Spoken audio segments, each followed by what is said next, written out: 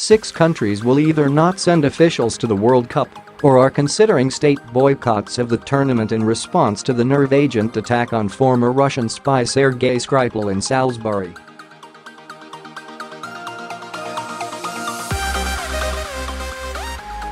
Britain announced in mid-March that its royals and ministers would stay away from FIFA's showpiece event, set to take place between June 14 and July 15.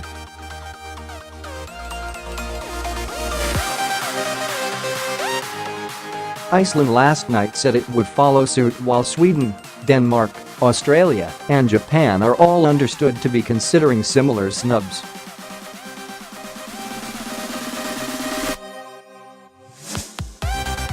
Polish President Andrzej Duda's office said earlier this month that he will be skipping the opening ceremony in Moscow.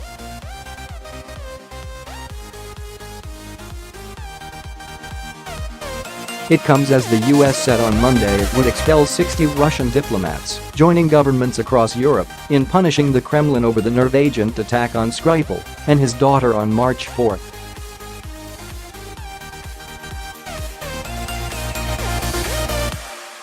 In total, 100 Russian diplomats were being removed, the biggest Western expulsion of Russian diplomats since the height of the Cold War.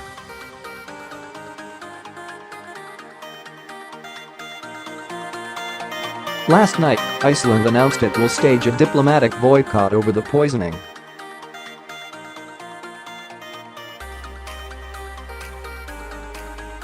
Its foreign ministry said in a statement, among the measures taken by Iceland is the temporary postponement of all high-level bilateral dialogue with the Russian authorities.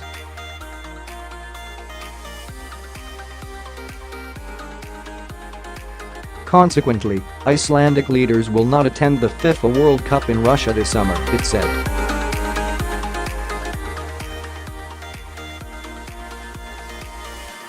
The Reykjavik government also exhorted Moscow to provide clear answers over the poisoning of Sergei Skripal and his daughter in Salisbury on March 4.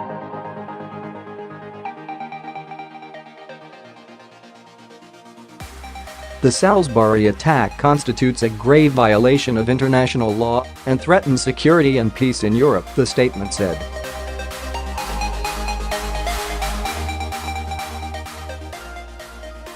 Australia's Foreign Minister Julie Bishop said today that the boycott of the World Cup is one of the further actions that could be taken in relation to this matter.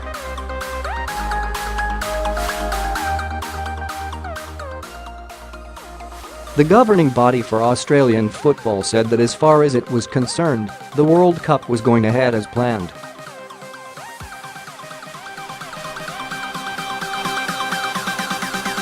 As things stand, all qualifying teams, including the England team, will be taking part in this FIFA event, and that continues to be our intention, Football Federation Australia said in an emailed statement.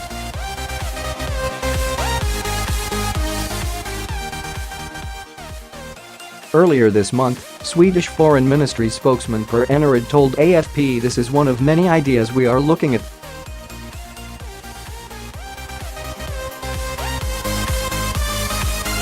The Danish Foreign Ministry also told AFP that the punitive step was under discussion, but that no final decision had been reached.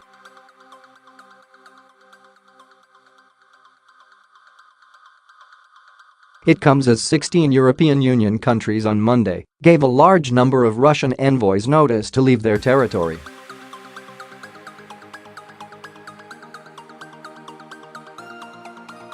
Russia has denied it was behind the attempted assassination, which left Skripal and his daughter gravely ill in perhaps the first nerve agent attack in Europe since World War II.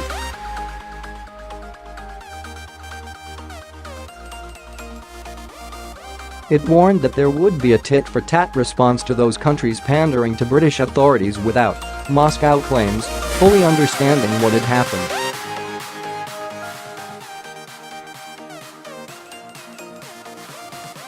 But Western officials made it clear in announcing the expulsions that they share Britain's assessment that only the Kremlin could have been behind the March 4 incident in Salisbury, England.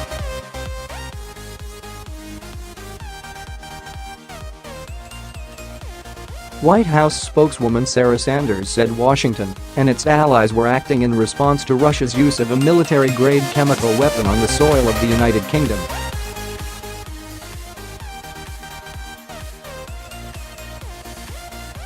The strong language contrasted with Trump's warm words of last week when he overrode his advisors' concerns and congratulated Putin on his election win.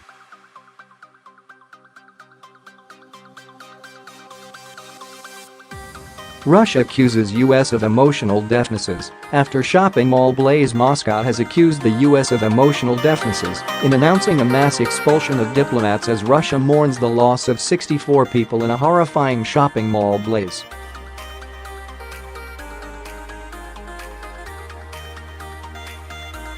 Washington said it would throw out 60 Russian diplomats, joining governments across Europe in punishing the Kremlin over an attack on former spy Sergei Skripal in Salisbury on March 4.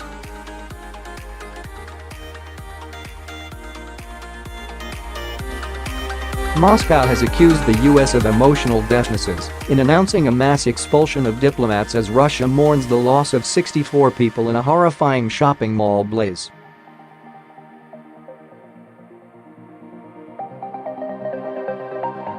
Vladimir Putin is pictured meeting victims of the inferno today, but the Russian ambassador to the U.S. Anatoly Antonov has accused America of callousness because it was timed as Russia mourned the loss of dozens of children and adults in the appalling Kemerovo shopping center inferno.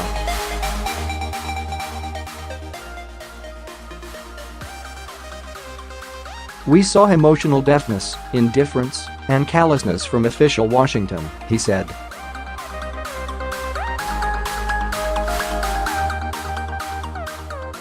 "They just decided to make it more painful for us. Well, you can be happy now. And this is happening in parallel with ordinary Americans sharing our grief and sending condolences."